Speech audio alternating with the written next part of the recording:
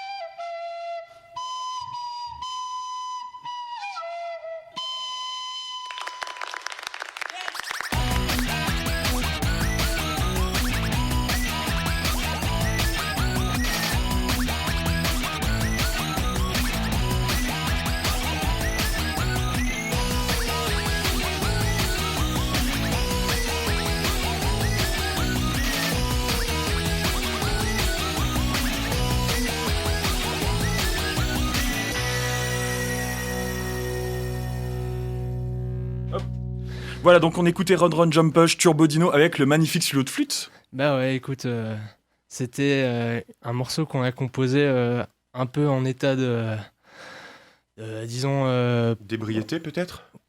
oh, lâchons le mot.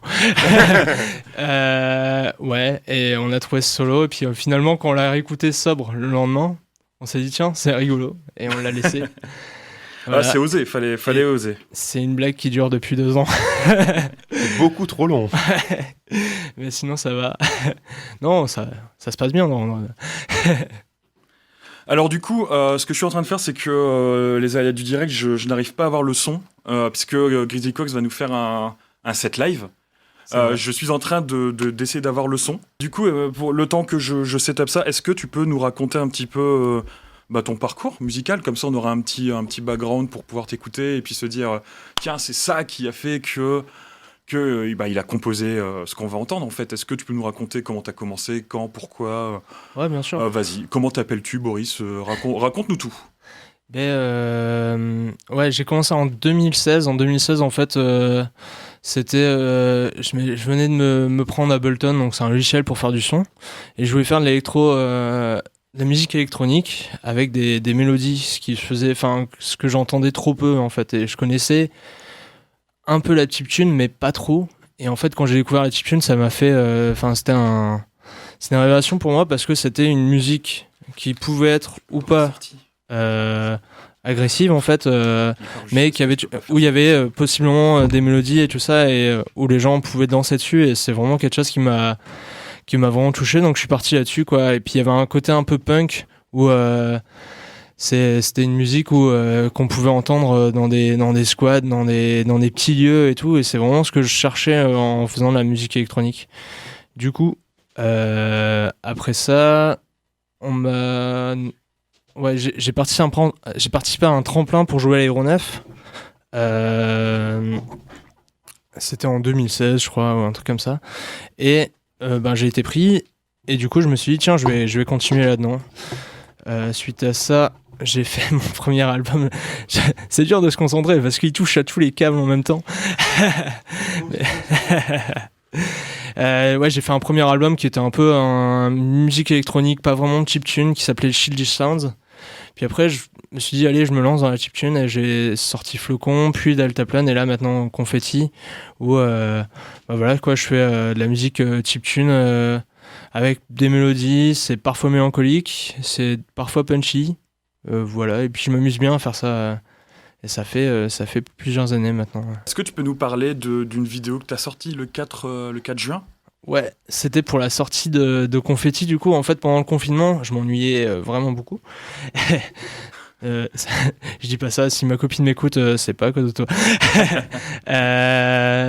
Et du coup, ce que j'ai fait, c'est, j'ai un peu appris le pixel art vite fait, et j'ai essayé de faire une vidéo en pixel art avec un live avec mes nouveaux morceaux, en fait, pour présenter mes nouveaux morceaux, et sortir l'album juste après. En fait, quand j'ai diffusé le live, juste après, j'ai sorti l'album, et c'est un live en gros d'une demi-heure avec pas mal de nouveaux morceaux, et des animations en pixel art. On voit un petit ourson qui danse et qui fait de la musique pendant qu'un public divers et varié danse devant. Exactement. Pour vous faire une image sur YouTube, vous avez juste à chercher Grizzly Cogs, et c'est la première vidéo que j'ai trouvée. Ah bah super. Voilà, donc vous pouvez la trouver très rapidement.